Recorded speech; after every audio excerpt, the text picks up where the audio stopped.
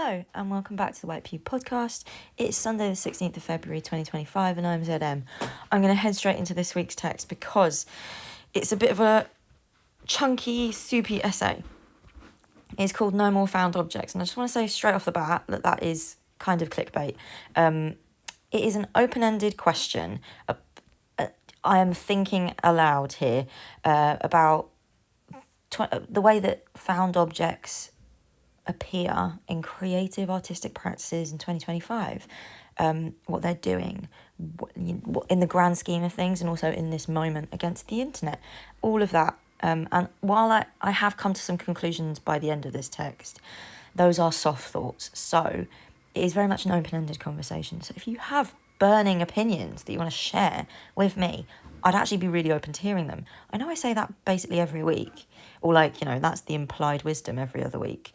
But with this one, I do actually really want to hear back about what people think, because, the thinking is still ongoing. So I'll head straight into it and I'll give you the emoji at the end. So please stay tuned. Please stay tuned to the end, because then there'll be the emoji. Item 1. White walls, concrete floor, fluoro bright lighting. A black snooker ball screwed into a chunky silver bike chain, resting on an IKEA blue tarp. Item 2. White walls, concrete floor, fluoro bright lighting. A marble slab the size of a small fridge with a slim fit white linen dress shirt, flat against the floor, poking out the bottom. Item 3. White walls, concrete floor, fluoro bright lighting. Lottery tickets scattered under perspex over the floor. We tramp all over it. Item 4. White walls, concrete floor, fluoro bright lighting. Kleenex tissues crumpled and scattered one by one through the gallery's bright but narrow corridor. Item 5. White walls, concrete floor, fluoro bright lighting. A ring binder full of cutouts from a late 90s, early noughties teen magazine. Item 6. White walls, concrete floor, fluoro bright lighting. Rubber chicken with a bundle of battery-operated fairy lights stuffed inside it. The battery pack is trailing out the arsehole. It is hanging from the ceiling. Item 7. White walls, concrete floor, fluoro bright lighting. A ribbon of laminate flooring fashioned into a bow and mounted on the wall.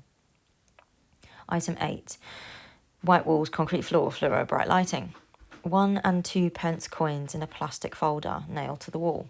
Plastic miniature items, dolls, clothes, dice, Monopoly pieces, keyrings, tiny toys in a plastic folder nailed to wall. Slips of paper from fortune cookie fortunes in a plastic folder nailed to wall. Toothpicks and matchsticks in a plastic folder nailed to wall. Silver teaspoons nailed to wall. Shark teeth nailed to wall. Wicker basket nailed to wall. Wooden ladder nailed to wall. Vintage Porsche car catalogue nailed to wall. Net curtains nailed to wall. Razor blades nailed to wall. Unopened envelopes nailed to wall. Fossils and bones nailed to wall. Item 9. White walls, concrete floor, natural lighting. 5 snow globes in a row on a concrete bench. Each have a tiny miniature playing card inserted in them, suspended in the snow globe liquid. Item 10. White walls, parquet floor, fluoro bright lighting. Wax grapes in a bunch, arranged around and on top of a mirror on the floor. The mirror looks like it is a weird, jagged shape. Item 11. White walls, concrete floor, fluoro bright lighting. The icing from iced gems, arranged on the tip of a plastic music stand. Plastic battery-operated tea-light candles in a circle around a Keurig coffee machine on the floor. A flattened-out Amazon box in a frame. A coffee table with a genuine, actual bird's nest. In the middle of the bird's nest is a black and white photograph, no bigger than a business card, of an ear. Item 12. White walls, concrete floor, fluoro bright lighting. Plastic bottles with the air sucked out of them, sealed with duct tape. Item 13. I was in the crit the other week and someone announced that they didn't really like or enjoy that so much art at the moment is made out of found objects. My body physically reacted. I nearly actually lurched forward in agreement. Yes, I too feel like there is a lot of found objects in art at the moment. Lots of found images, found text. I don't enjoy it. I feel like I don't know what it means, what it says about the culture, what it says about the mood and temperature of the art world at large. But then I like some of it. I deeply fuck with some of it. Then some of it irritates me. I don't know where the line is, and it's making me itch. I don't know how I feel about the fact of it as a palpable resurgence. Yes, that I don't like. Item 14. The week before that, I was looking around some of the Bloomsbury galleries with my seminar group on a condo-themed school trip. We found ourselves in Brunette Coleman, looking at XXX. A bundle of metal objects pressed into a cube, placed on the floor, a group of crystal doorknobs still attached to a small square of wood from their respective doors, arranged in a vertical line and slotted into a plastic wall-mounted container. No one was particularly impressed with the work. It was pretty sparse, weird objects. We couldn't quite figure out what was going on or why these strange objects were here, how they were related to each other. They were familiar and yet made strange. The gallerists must have heard us complaining to each other about the confusion. Me maybe loudest among them. He poked his head out of the office and asked if we wanted the intro. Yes, please. Well, the metal cube was a collection of objects pressed together until they were the size and shape of the inside of the artist's locker at the metal workshop they use over in New York.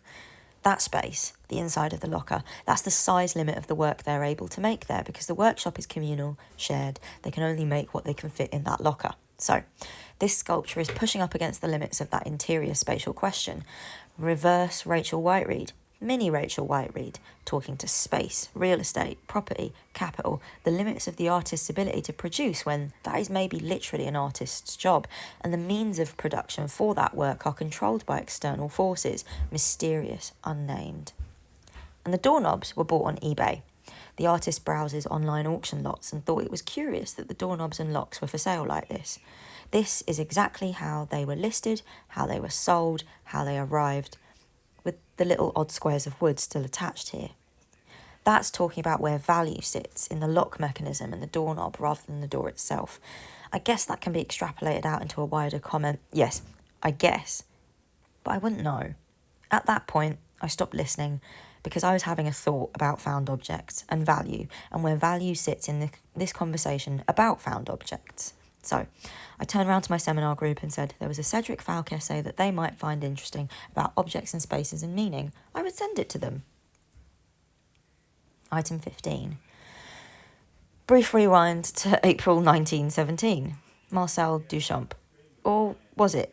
Art history cannot agree. It is entirely likely that Duchamp stole this idea from Elsa von Freytag Loringhoven, an artist working with found objects at the time. But Marcel Duchamp took a photo of his new artwork, Fountain, a porcelain urinal signed R. Mutt. It was published in a Dada journal called The Blind Man. The ready-made was born, an everyday object raised to the status of art by the artist's act of choice. And then, avant-garde, landmark, art history, the rest. The act of choice. Artists have transformative power. Anything they drag into the galleries transforms from real object into art object. Item 16. In 2020, Cedric Falk wrote an essay for Moose magazine called Transactional Objects Full of Contexts in Voided Sites. He writes about the practices of 4 artists, Carolyn Lazard, Ima Abasi Okon, Cameron Rowland, and Abbas Sahedi. He links their practices up, producing a model for an updated conceptualism. These are all artists that make work with objects in a way that feels adjacent to the ready-made, but their work is elusive, mysterious. There's something going on with opacity, rejecting coherence or legibility, refusing the terms of display and exchange. Something fails. That refusal short-circuits a transaction, highlights it, gestures towards it, questions it. It's not about the actual act of transaction, but more the idea of it, the conditions of it, the fact that this is all taking place in an institution. That is like a nail in the coffin, because the institution values the aesthetic or vibe register this is all working in, minimalist, conceptual, reflexive. But the thing being undermined, ultimately, is the institution itself, the value it assigns, the value it holds, the function this value performs. The institution is the thing that makes the object ready-made, and all that is being ditched, sharpish. Cedric says it fancier. It is all being problematized as various refusals are enacted. I think that's what this essay is about. Sweeping generalizations, etc. Item 17. Art is caught up in a representational paradigm. Art is the practice of image making. Untouched and unblemished by the blistering heat of real life, art is able to take anything, literally anything at all, absorb it, go blah blah blah blah blah blah blah, produce it as an image of the thing it was before. The image is not necessarily an image, like it doesn't have to be something that is explicitly a picture, two-dimensional, permanent, visible, or even physically in existence. It can be mental, volatile, fugitive. It is ultimately just a kind of sign, a proxy, an other, a representation. The whole process of art making, conditioning things and objects into art, fashioning them into image. The image is it, the only thing that is ever farted out the other end of this process. Art is a practice of making images. Everything becomes image. The object's value, function, use as object falls away or becomes part of its image. Image. Item 18. In making object/thing into image, is it also about making it strange? Is the process of art making also about a kind of estrangement? From reality, from use, from function, from purpose, from familiarity? I genuinely don't know. Item 19. It's worth saying that Fountain was the starting gun for the New York Dada scene. Nebulous and sprawling thing. Anti-art, nonsense, rejecting sense, absurdist, irrational, refusing certainty, refusing coherence, refusing the bourgeois conventions that made up the formal traditions of art, whatever that was anyway. Refusing accepted definitions, refusing art's representational paradigm, turning it into something absurd, undermining it in that absurdity, using the absurdity to question the very category of the thing they were refusing. Art that was also anti-art, art that hijacked art itself and turned it into a bastard thing that could dismantle or attack the original from the inside. Manchurian Candidate, kinda. Item 20. I read that essay by Cedric Falk a couple years ago, and it has been burning a hole in the back of my head ever since. Every time I see an object in a gallery, a found object, an object that could be arguably categorised as a ready-made, I get this essay heartburn. It has become difficult to sort through the points made in the original essay and the points I have bastardised and run away with in my imagination. Item 21. Objects can be made into gestures, and through these gestures they can speak. Two or more objects can gesture towards each other, speak to each other, speak over each other. Conversational, choral, or contradictory. Item 22? I've lost track. Item 22. I'm left with the suspicion that, to refuse the act of making something, to literally just choose something, you have found, in the world, to drag it into the gallery, to select, act of choice. That is both a refusal of and an affirmation of art's representational paradigm. Its critique of the gallery, the aura of failure, and confirmation of its transformational power, real life into image. It is still anti-art. It is still conceptual art. Is that a short-circuiting? Can something actually straddle both categories? If it does, then does that dual thing still constitute a bastard thing, Manchurian Candidate? Does it still attack from the inside? Item 23. White walls, concrete floor, fluoro bright lighting. A kebab shop sign, but the sign is empty. It's just a box with lights and 2 panes of transparent plastic. There are a bundle of white used towels piled in the box instead. Item 24. White walls, concrete floor, fluoro bright lighting. A plastic cabinet with thin shelves. On each shelf there is an oven tapas item burnt to a blackened charred mass.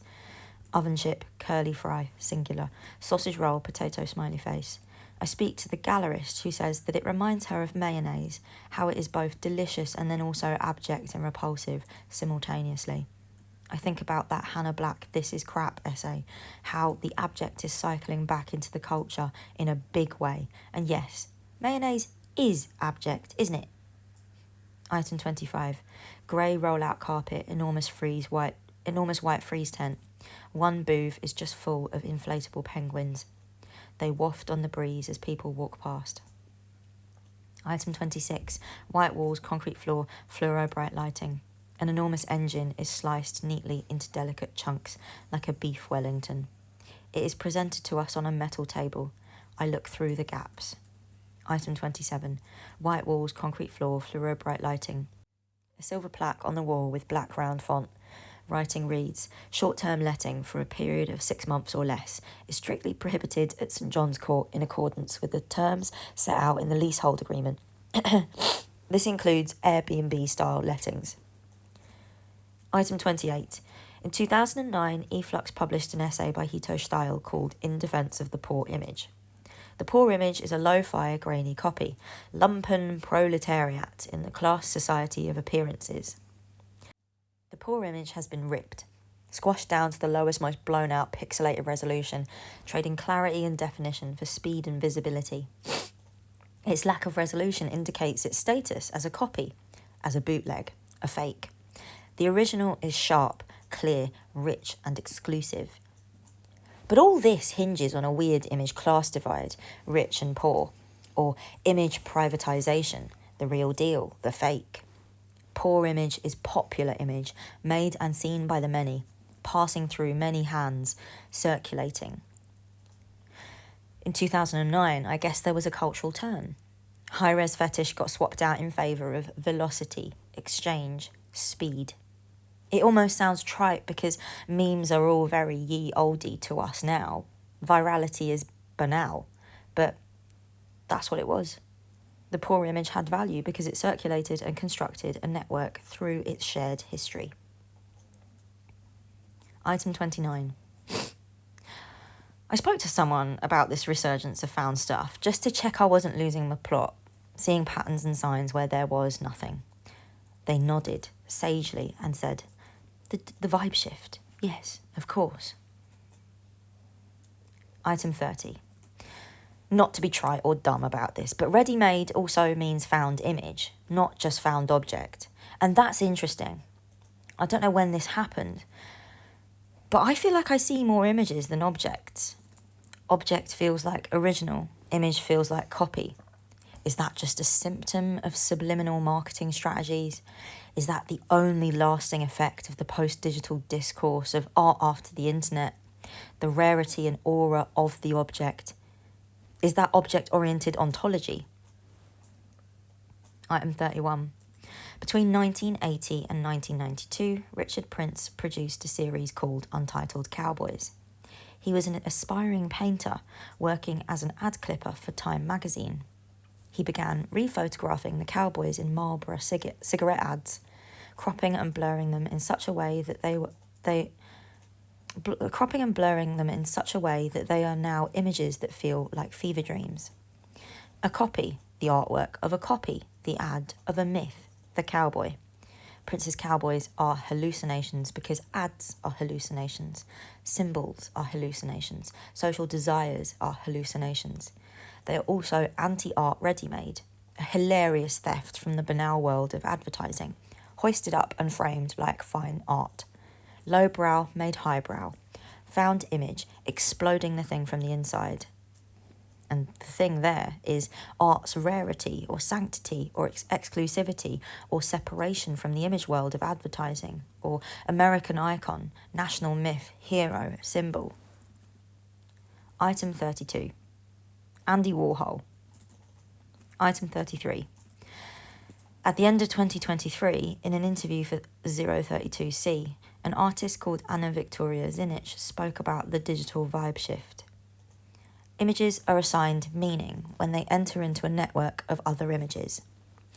We are in a kind of weird liminal space between Web 2.0 and Web 3.0, stuck between a version of the internet where everyone interacts on social networks and a version of the internet that is totally decentralized, blockchain, crypto. That decentralized internet has largely failed to come about or failed to stick, but Twitter and Instagram, now X and Meta, are actually literally culturally dying. The ground is dissolving underneath us and we have nowhere to jump to.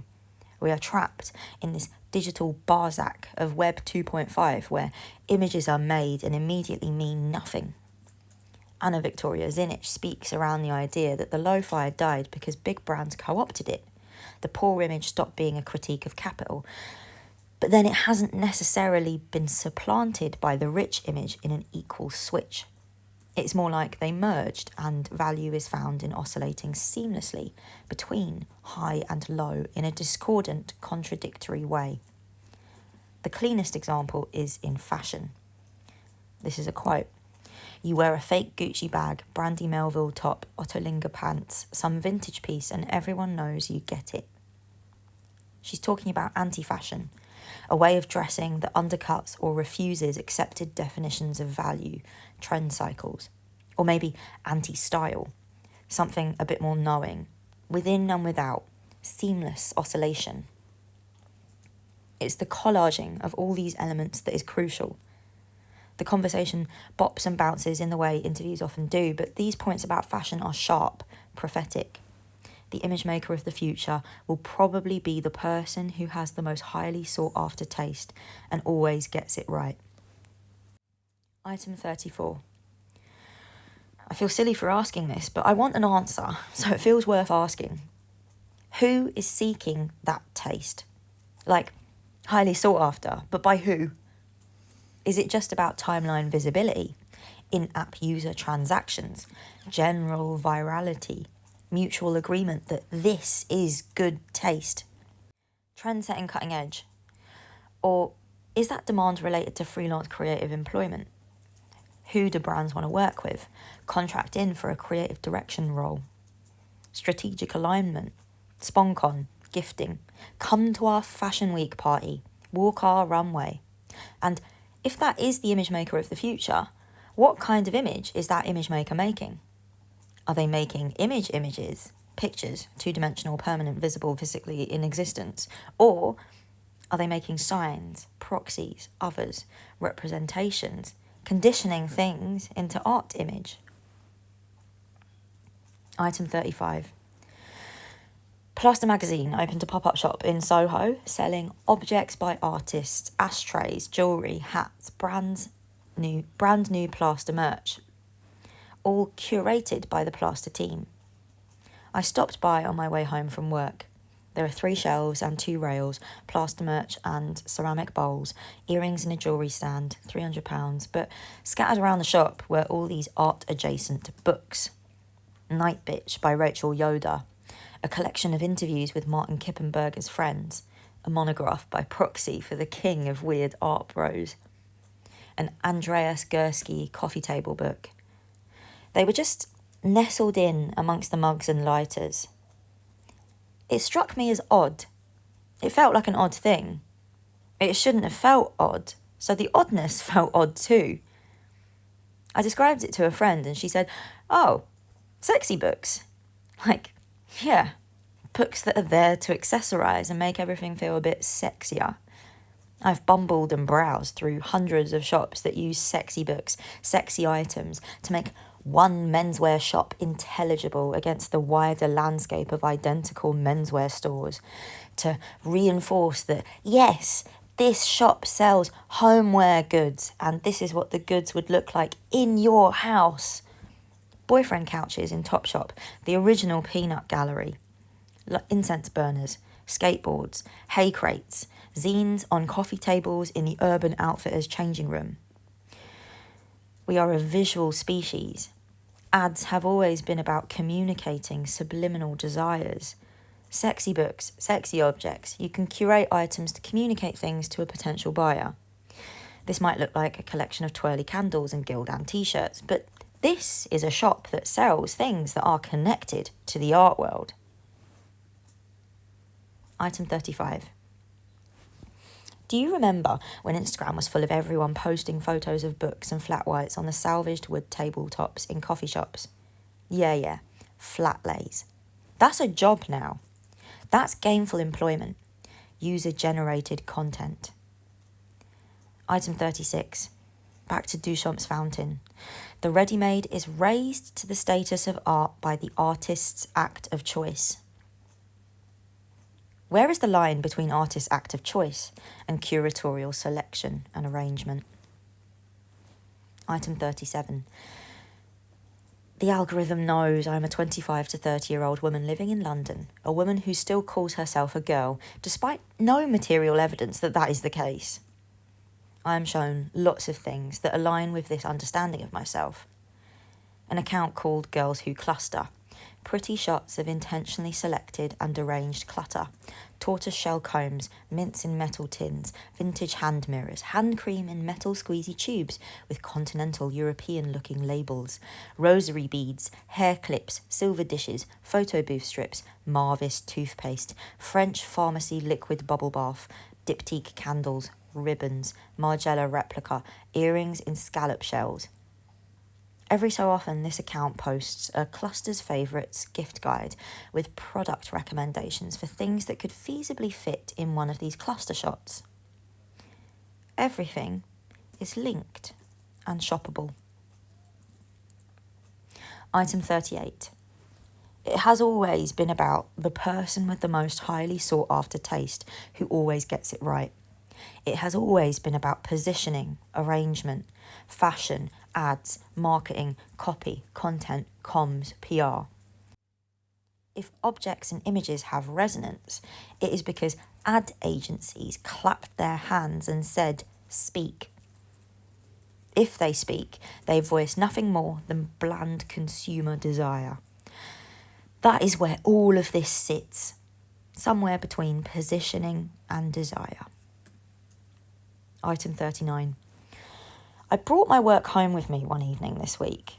I explained what I was writing to my boyfriend. I said, writing this text felt like wading through soup, trying to pick up soup in your hand and grab onto it. I told him about Fountain, transactional objects, the vibe shift, anti-art. This poor sweet man. He said most people don't think this kind of art is actually art. Most people think art is a painting, a sculpture. Art is the kind of thing where you know it when you see it. This is stuff that's made in niche circles for niche people who circle jerk about how clever they all are, how they all get it. Closed loop, navel gaze. If you know, you know, and they know, but who cares? But what about the artistic act of selection? He shook his head. I asked him if he thought the emperor was wearing any clothes. He said, none at all, not a stitch. Item 40. I am experiencing great mental tension. I believe in the power of anti-art. I think advertising should be illegal. I think good taste is a kind of aesthetic fascism. I see 1,000 images a day and I do not remember a single fucking one of them. I want all objects to disappear. I can think of so many artistic practices that use found objects in constellation arrangements in this exact way I'm describing that I deeply spiritually enjoy. But I also think there is something here on the table in and amongst all this stuff that feels bad. Item 41. Is this a symptom of the material conditions artists face in the actual real-life world? They can't afford a studio to make stuff. They can't afford the time to actually make stuff. Practices are made smaller and smaller until assemblage is a shorthand for the fact that art making takes place via proxy, in theory, concept and gesture. Item 42. Is this all Instagram's fault, or is TikTok ruining society? We are all image makers. We are all curators now. We curate our feed, our lives, our existence. So arrangement is the visual language we are most fluent in. Item 43. Is this because of Tumblr, actually? The aesthetic trickle, micro-trend, Pinterest, trend, forecast. The way Vaporwave got mainlined into the system. Back then, we were all fascinated by substances rather than objects. Goo and gel and lubricants and water and jelly and metallic surfaces and marble. Because cyberspace was so insubstantial, so absence of substances, we were all scared or excited that the body would get spirited away by the machine. Objects disappeared and we stopped thinking about images as copies or representations. A meta-image register developed where it was about networks of images. So the poor image became the image. Then the divide between original and copy disappeared. Images no longer existed as singular but plural within networks, aesthetics, discrete coded groups that formed a kind of image language. The process of fashioning images into images contracted.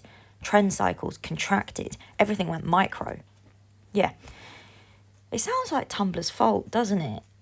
Aesthetic death, image cycle, meta-image register, circle jerk. Item 44. Is this all about hauntology? The future is dead, capitalism killed it, so we recycle the culture produced by the past. We chew up the old food left on the plate, spit it out into a new shape, over and over and over. Old broccoli, old rice, old chicken, put them on a plate, constellation arrangement. Look at my found dinner installation, a masterpiece, ready-made, ready meal and social comment. Highly critical. Item 45. Dada and anti-art was about art that collapsed the category of art itself from the inside. Hijack the form, bastard thing, Manchurian candidate.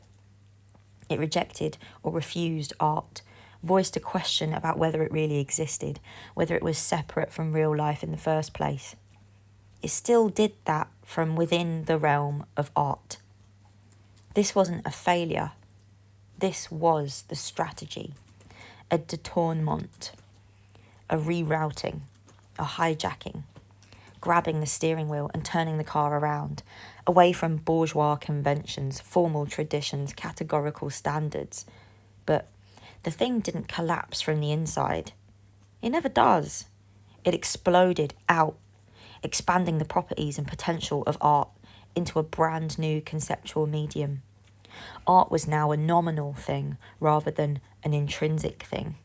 Now a distinct medium, it could be regulated, categorised, assigned its own set of conventions, formal traditions and standards. Item 46. It seems to me that everyone is always proclaiming the end of something. The end of painting, the end of art, the end of this text. I can only hope. The end is always a turn, rerouting. Nothing ever dies. It only drifts off in a different direction. It'll only get so far down the road and then someone will declare the end and it'll drift right back. Normally, the signal that the end is nigh is when advertising jumps on it as a means to produce fat stacks of cash. When it has enough cultural cachet to be of interest to corporations who value it as a viable means of enrichment. Sexy books, found objects, mutually indistinguishable menswear shops with plants, books and record players hidden amongst the rails. The end is nigh. It was good while it lasted, boys. We've had a nice ride, but visual merchandising exists. Time to turn, sharpish. Item 47. I wonder what comes next. I tell you what I'd like to see. Disappear the object entirely. Make artworks in gestures, actions, secrecy, defiance. Like Sarah Bolton swallowing a pearl. Like Lydia Uraman getting a tooth pulled out, a 24-carat gold tooth surgically implanted in its place. Cameron Rowland mortgaging away the doors of the ICA. John Cage silence, suprematist black squares. Collective affect, happenings, weird unexplained phenomena. Maybe someone could gesture at destruction as the only emancipatory form of production. Burn down the Blavatnik building, the White Cube, Parliament, as performance art, of course. I'm interested in things that don't or should not exist. Things on the edge. Lying. Destruction. The void. No more seamless oscillation. Send in the Manchurian candidate.